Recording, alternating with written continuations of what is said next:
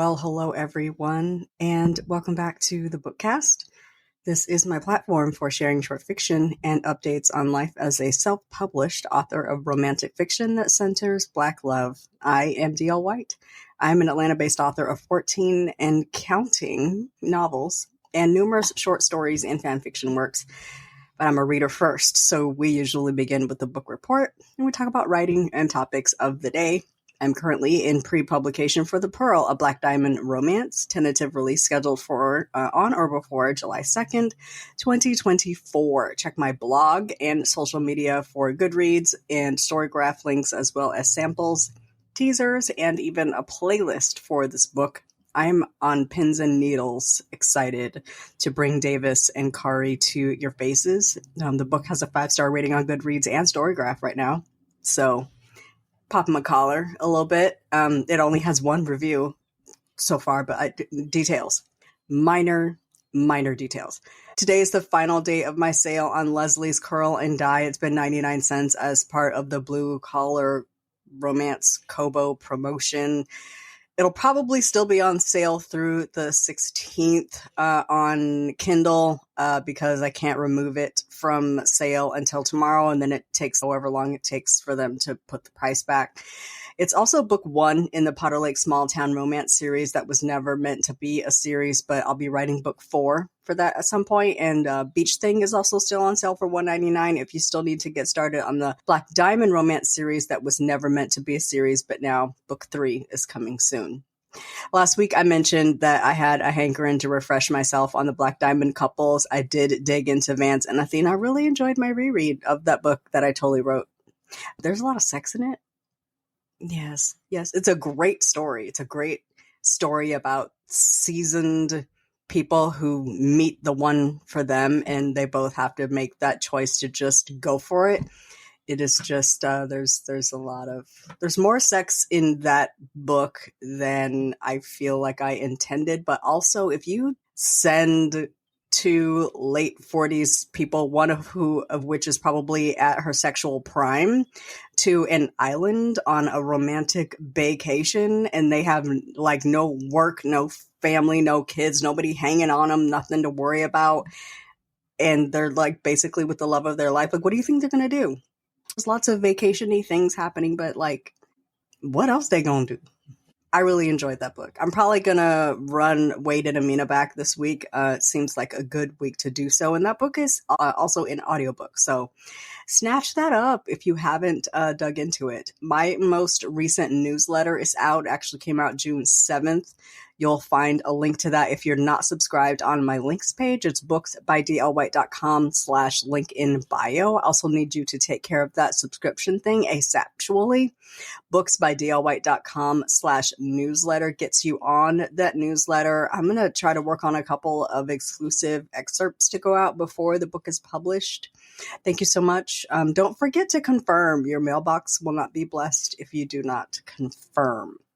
As always, if you're a member at Kobo Plus, you can grab all of my ebooks and audiobooks as part of your subscription. And if you're a premium subscriber at Spotify, you get 15 free hours there. So snatch up my audiobooks. They're all there, just waiting. And lastly, I am available in ebook and audio at your local library. So hit up Libby or Hoopla. Request me. If you don't find me, let me know when your request is granted. I love it so much because libraries buy books. Libraries pay more than retail for books because they lend it out more than once. So a lot of authors will just double their retail price, and that's their library price. And so us libraries do buy books. That's a whole revenue stream.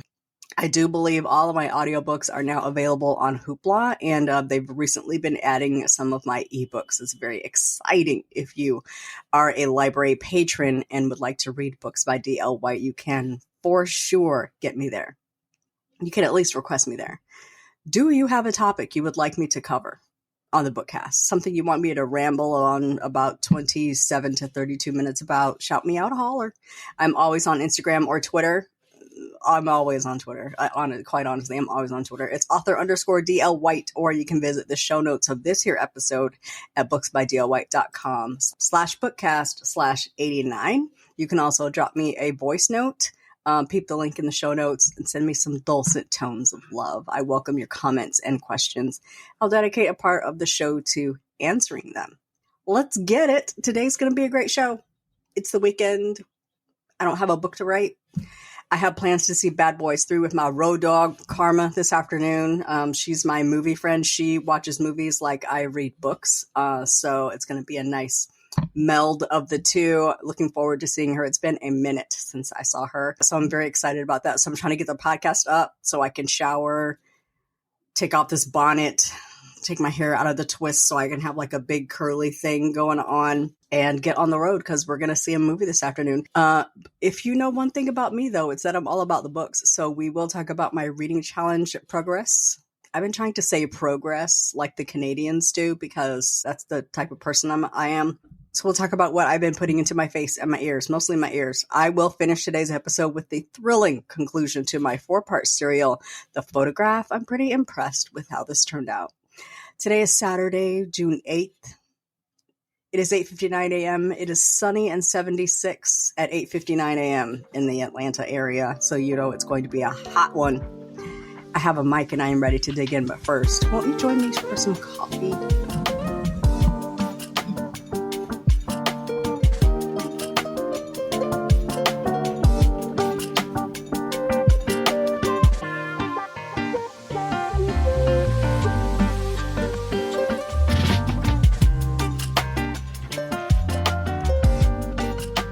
Alrighty, friends, let's get to it. We begin, as always, with the book report because I am a bookhead. Today, I decided my challenge was just too easy. The way I inhale books, I was about 25 books ahead, and I need something to shoot for. It can't just be that easy. So I increased my challenge goal to 175 books. So today, I have read 92 books toward that goal, and I'm still 13 books ahead. But I have a feeling that's going to catch up with me in the next few weeks. I'm slowing down a little bit. But I have had a very good reading week, so let's talk about it. This week I read 3 books, actually listened to 3 books. I was traveling this week, so I had limited time to listen to books or read ebooks. So only 3 books this week. I read The Wrong Bones, listened to The Wrong Bones. This is Widow's Island number 10 by Melinda Lee. You know how I am about my Melinda Lee and my Kendra Elliott. They are books I read when I just need something in the background. They're pretty good. I listened to What Fire Brings by Rachel Halsell Hall. I actually listened to this yesterday.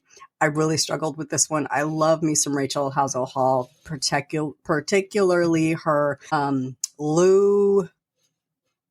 I can't remember the last name of her detective series, but her first series is a detective novel. It's based on an LA police detective, and I love that series. And I've kept reading her based on that series, but her books past that series have been hit or miss for me. This one was a struggle. I like the premise of a woman that goes undercover to find someone who's been missing for quite some time. As I always say, the execution just didn't work for me. It just seemed like a lot going on. And sometimes a book is billed as a thriller when it's really a mystery. I just feel like the timeline for a thriller should snap. Someone should be in peril. Someone should be in danger. There should be a threat of future danger. People should be dying. I just felt like I was 20% in and I was like, what is happening with this book? The narrator, I guess, of the book is just like a woman that's just fraught with anxiety. And I just feel like a person like that would not be a private investigator. They're just always seeing things and hearing things and worrying about things. And I feel like I want my PIs to be a little more steely. I don't know. I don't know if I'm being stereotypical about private investigators. I didn't buy her as a PI. I did buy her as more of a, you know how in cozies, the investigator is always an amateur that's out solving crimes and doing things the police should be doing. This book wasn't a cozy. I just felt like it wasn't a thriller. Like, if I knew it was a mystery going in, I would have been able to relax more, but this was billed as a thriller. It didn't hit for me. I didn't even rate it, really. I haven't put a review on it. I just said that I read it. I didn't get an advance copy for this book, so I'm not obligated to. So I'm not gonna. But I did get it read. And then I listened to Secret, in the Secret series by Nia Forrester. She's putting a lot of her backlist books in audio, which pleases me greatly because I have read a lot of her backlist, and a lot of them I read so quickly, so long ago, like 2012. I read this one in 2012. I did not remember a single word of this book. Like, I don't remember reading any of it. Like, I remember reading the premise that a man was renting out his basement apartment that his sister used to live in, but his sister moved out, and so he rented out the basement apartment to this woman that was like a friend of his sister. That's all I remembered of this book. I didn't remember any of it, anything else of it. This was very good. New narrator, can't remember the name. I'll look it up and maybe put it in the show notes. I'll put a link to this one in the show notes. I mean, it's Nia Forrester. It's another Bookcast episode where I just talk about Nia Forrester and Tasha L. Harrison the entire time. It's a sickness. I don't want help. This was really good. It was a very, very good book. It ends in a cliffhanger, which I immediately hopped into her DMs about. I did forget that it ends in a cliffhanger. I do have the next book in my Kindle library, but I don't think I'm going to listen. I don't think I'm going to read it. I'm going to wait until it comes out in audio because it's been 10 years plus since it was out. It's not like I have to rush right to it, but I believe it's a trilogy and it is complete. So if you're looking to read it, it's out there. I believe it's in Kindle Unlimited, but I am just going to wait on the audio because that's who I am as a person. This week, in my reading list, I did not move a single title from last week's slush pile to my face. I feel like my travel had a lot to do with that. I just didn't have time to dig in and pick one. They were mere suggestions, I suppose. I don't have really anything in the hopper at the moment. I do have a few arcs that I need to read and review, and I do actually have a lot sitting on my Kindle. I just got to pick some stuff out.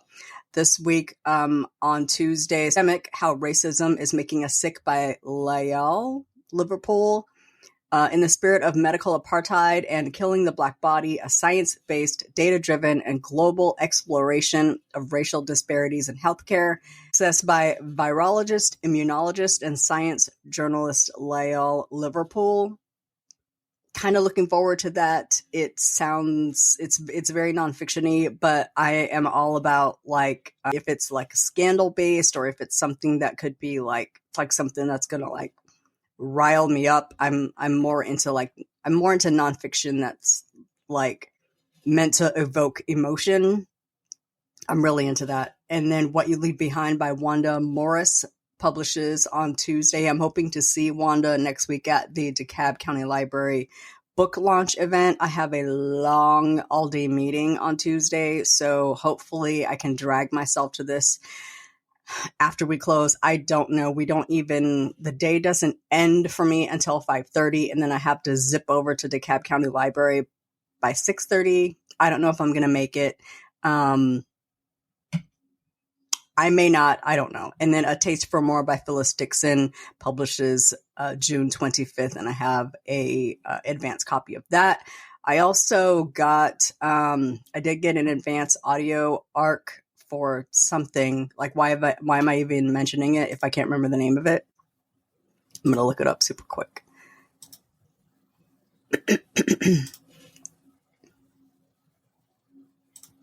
I have an advanced copy of Trouble in Queenstown by Delia Pitts, and that publishes July 16th. So that has got to go on the calendar as well so I can get it listened to and reviewed before Pub Day.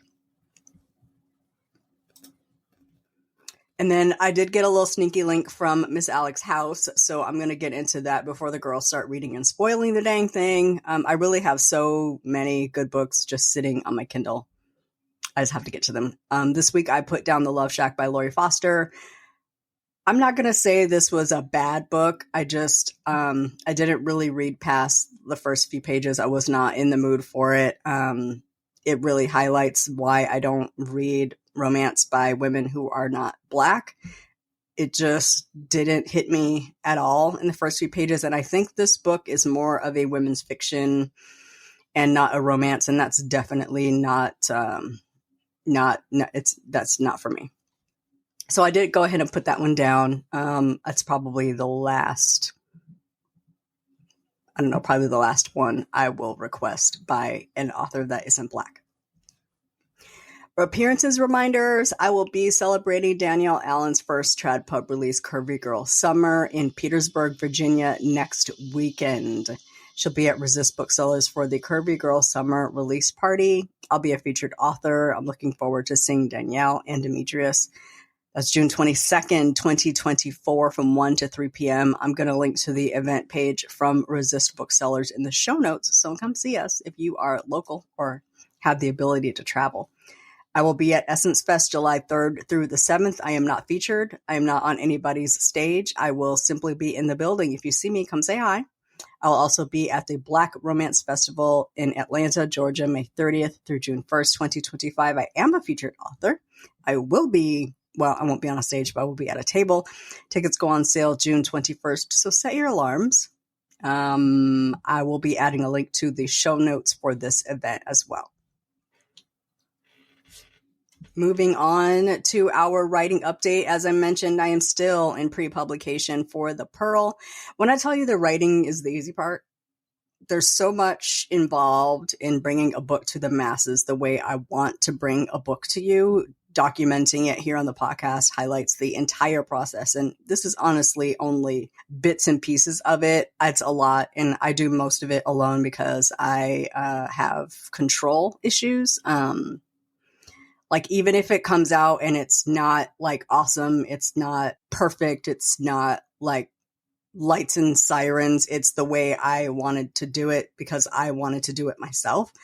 So I have a small team of people that I count on for help, like editor Kai, author Maya, who does my full wrap covers based on the cover I designed myself with input from my friends, and my advanced reader copy readers. My advanced reader copy readers was a lot of words.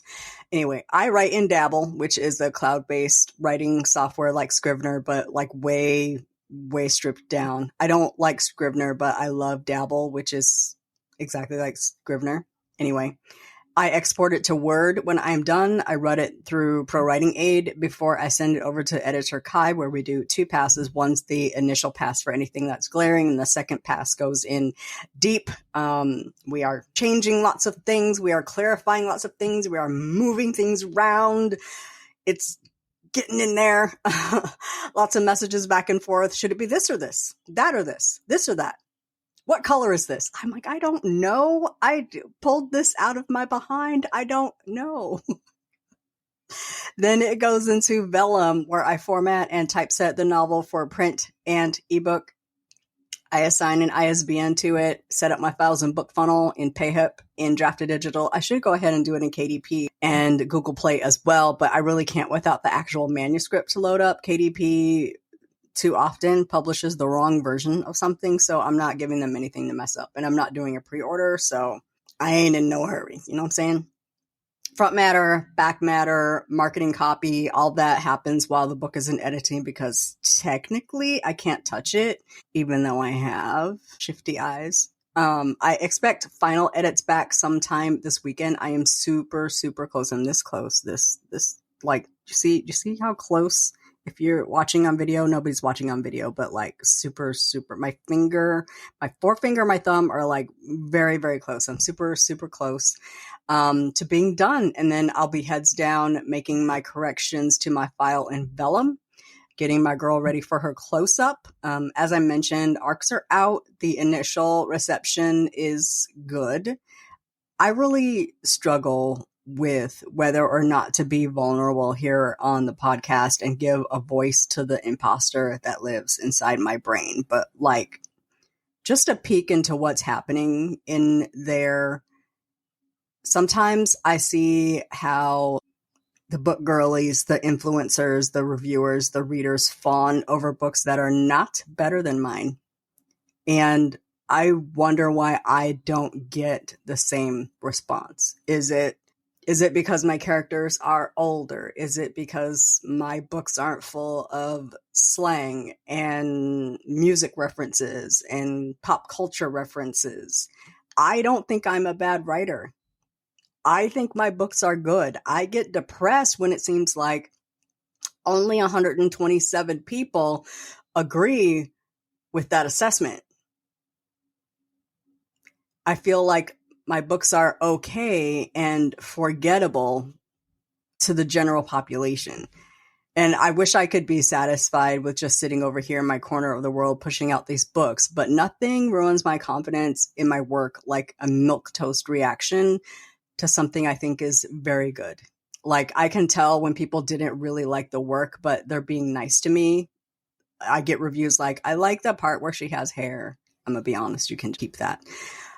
I watch people fawn over work that I tried reading and I couldn't get past the first chapter. And I'm like, what's the draw? Is it the storyline? Is it the writing? Is it more urban, where mine is decidedly suburban and sometimes a little like upper middle class? Are my books boring? Like, listen, I tried adding more sex to the books because the girlies said they wanted spice. Elysium is the worst launch I've ever had for a book. The worst. And that's a damn good book.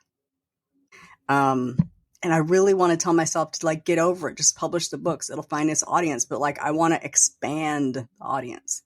Are the books actually not good and people are just being polite? Do I want to know the answer to that question? No, let's just pretend they're good. Anyway, I don't know why I'm even complaining, because these books are coming.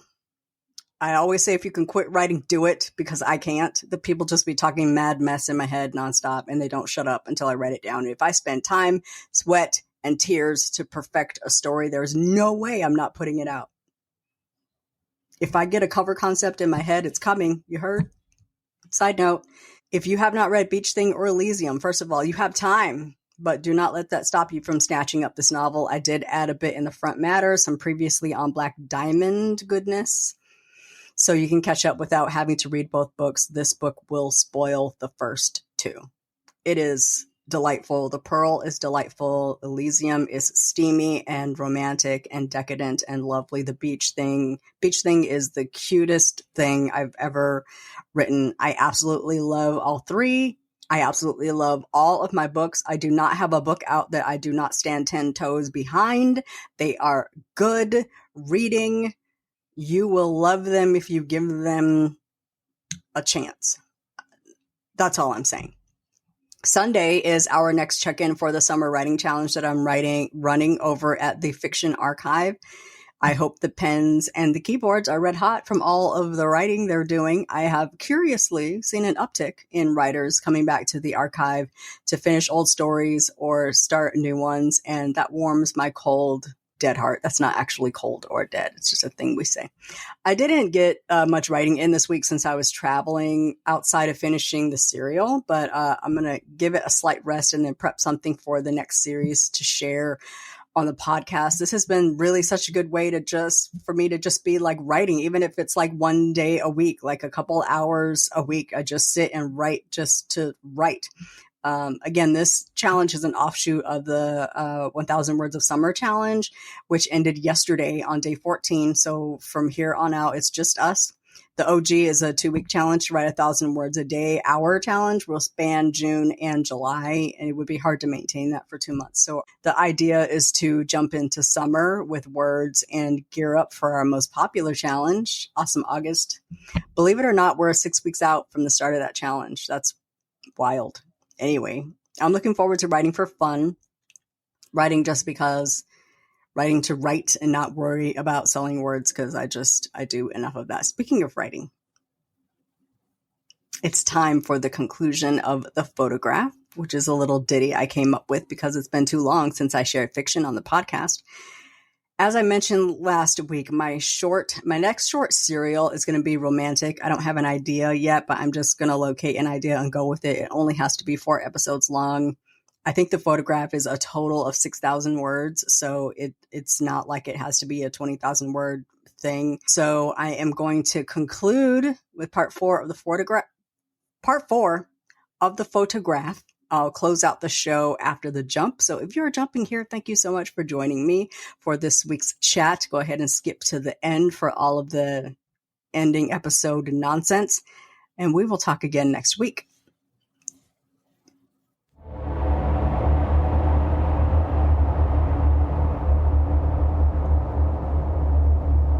The photograph, part 4.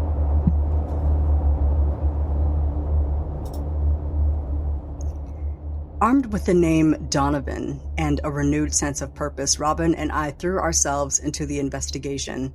We spent long hours combing through online records, tracking down Damon's old associates, and piecing together the events leading up to his disappearance.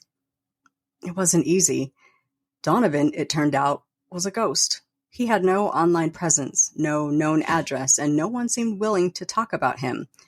But we kept digging, fueled by our determination to uncover the truth. After weeks of dead ends and false leads, Liam called Robin late one night, his voice shaking with fear. "I have proof," he said, his words tumbling out in a rush. "Everything you're looking for." Robin's eyes widened as she put the phone on speaker. "Liam, say that again. What kind of proof?" "Proof that Donovan killed Damon. But I can't keep it here. It's not safe. You need to meet me tonight. Bank records, emails, phone logs. Donovan has a mole. This mole knows I've been passing on information. I'm not safe, and you might not be either, but it would be easier for you to get it to the police. We need to meet. Tonight." I leaned in, my heart pounding. "Liam, it's Jada. I've been working with Robin to dig up information. I can come with her." "I know who you are, Jada. I tried to warn you to stay out of this." My eyes popped open wide. Liam had sent me that text. "I have a thumb drive with everything you need. I needed to get it to you. Immediately. You know where. Make sure you're not followed." The line went dead, and Robin and I exchanged a glance. We knew it could be a trap, but we also knew it was our best chance at getting the evidence we needed to bring Donovan down.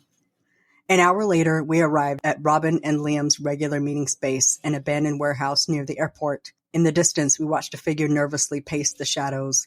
He looked up as we approached, his face pale and gaunt, his red beard in patches across his cheeks. In his hand, he clutched a duffel bag. "Did anyone follow you?" he asked, anxiously bobbing his head to see behind us. "No." We shook our heads. He heaved a sigh of relief, then pulled a small device from his pocket. "Good. Here." He thrust the item into Robin's palm. "It's all in there." "What do you mean?" "What is all on here?" "Proof," he said, his voice low and urgent. "That drive holds all the proof that Donovan was laundering money through Damon's business. He wasn't always a drug dealer. He was forced into it. He was using Damon's business as a front for his drug operation. He ordered the hit when Damon got married, had some kids, tried to go straight. He made the mistake of telling Donovan that he could take him down with everything he knew. He was gone a few days later." I felt a chill run down my spine as the pieces began to fall into place. "So Damon wasn't a drug dealer? He was working for Donovan?" Liam nodded, his face grim. "It's what he does. Gets cozy with small business owners. Ropes them into getting involved to the point where they can't untangle themselves. Donovan's been running this operation for years. Damon was just one of his many pawns. There's proof of that too. Probably some people who don't want it known that they're backed by a drug king. When Damon tried to break free, Donovan couldn't let him live. He knew too much." Robin's face was ashen as she clutched the drive to her chest. "I have to take this to the police. We have to stop him." "Good luck. Like I mentioned, I'm not safe, so I'm taking off. I destroyed my phone, so you won't be able to reach me after tonight. Stay safe, Robin." He nodded to me. "Jada, sorry I tried to scare you. I really thought you'd back off. This is a lot, and I was trying to protect Robin." "I know. Thank you for..." The sound of screeching tires filled the air. A black SUV came barreling toward us, its windows tinted and its engine roaring. "Run!" Liam shouted, pushing us toward the warehouse. Donovan's men must have followed me. We sprinted towards the building, our hearts pounding in our chests, but we were too late. The SUV skidded to a stop and 4 armed men leaped out, their guns trained on us. "Hand over the drive," one of them demanded, his voice cold and menacing. Robin and I exchanged a glance, knowing we couldn't let them take the evidence. It was our only chance at bringing Donovan to justice. In a split second, I made my decision. I charged toward the men, my fists raised and my adrenaline pumping. Robin followed suit, swinging her heavy purse like a weapon. The fight was brutal as it could be, with 2 women fighting off men with guns with only a purse. The men tried not to be vicious, but we certainly took hits. We gave them back in spades. Liam jumped in, surprising them and taking their attention away from us. "Run!" he shouted. I was tempted, but I knew they'd kill him if we left. In the chaos, I managed to grab one of the men's guns, gripped it in both hands, pointed it at a body, and pulled the trigger. The sound was deafening, and the kickback almost knocked me off my feet. I recovered enough to aim, then shoot again and again. It was over in seconds, but it felt like hours. When the dust settled, the men lay near the SUV, a pool of blood growing around them. "Liam, go," I said, my voice shaking with adrenaline. "Robin, call 911.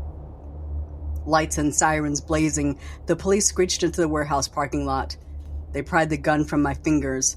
Robin held the thumb drive, refusing to turn it over until we could speak to a detective about Donovan Ridge's involvement in the disappearance of her husband. It was a risk. Donovan had eyes and ears everywhere, but it was a risk we had to take if we were ever going to find out what happened to Damon.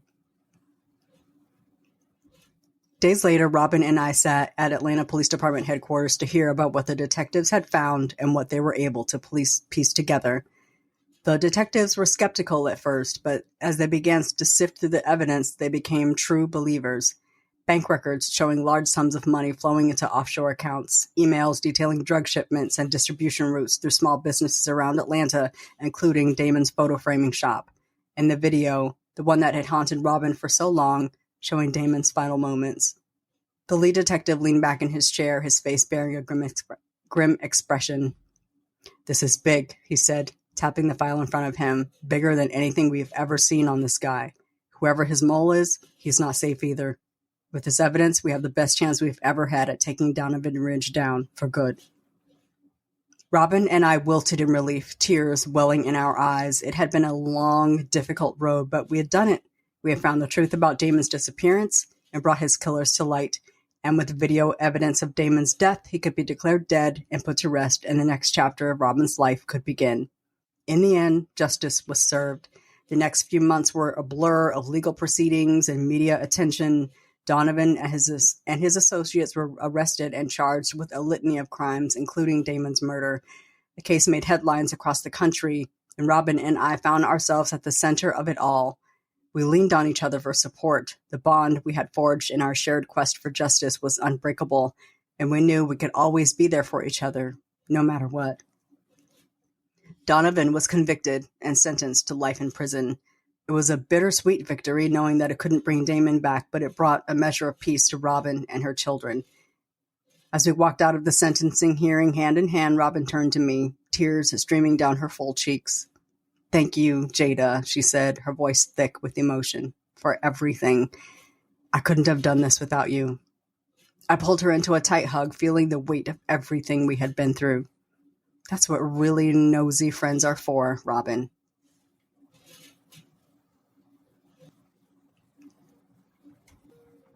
That'll do it. That brings us to the end of the photograph. That was super, super fun. Very good for me.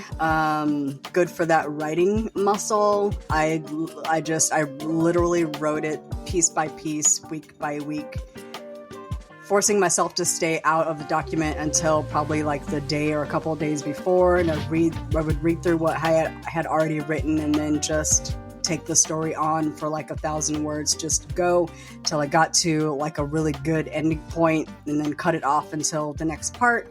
So I will do that again in July, perhaps. I don't know. The next one is going to be romantic, like I said, but I'm very pleased with how this turned out. It is not, it's not anything fancy. It's not something I could publish. It's definitely not intricate enough, but it is good enough to share with the podcast. So the entire point of this podcast was to write short fiction and share it with my audience. And I did that, and I'm very happy about it. It only took 4 years to get to this point. So thank you for listening. I hope you enjoyed it. Thank you for joining me for today's chat. I enjoy having you here. Welcome any comments or feedback at booksbydlwhite.com/bookcast/89. You will also find full show notes with all the books I talked about today, links to all of the events I talked about today, and a transcript for today's show at that link. Please share the podcast if you enjoyed this episode. And if you listen on Apple Podcasts or Spotify, give a girl a rating. I'd really, really appreciate it. Do not forget that you can support this podcast with your book purchases by spreading the good word or by throwing some coins in the hat at bookcast.buzzsprout.com. Every little bit helps. I will be back next Saturday. You know what? I will not be back next Saturday, June 22nd, because I will be in Petersburg, Virginia with Danielle Allen. Yes, I am not taking my microphone. I am not recording anything. So I will see you back the following Saturday, which I think will probably be July, right? Nope, Saturday, June 29th. I will be back. And then the following Saturday, I will be at Essence Fest. So there will also not be an episode on Saturday, June 6th. I will be seeing Brenda Jackson and Beverly Jenkins on that day. And I could not be more happy about it. I'm very excited about my summer. So I hope to see you all out in the wild. And if not, I will see you back here on the podcast on June 29th. Thank you for joining me. Please enjoy your weekend. Have a superlative week. We'll chat again soon. Bye-bye.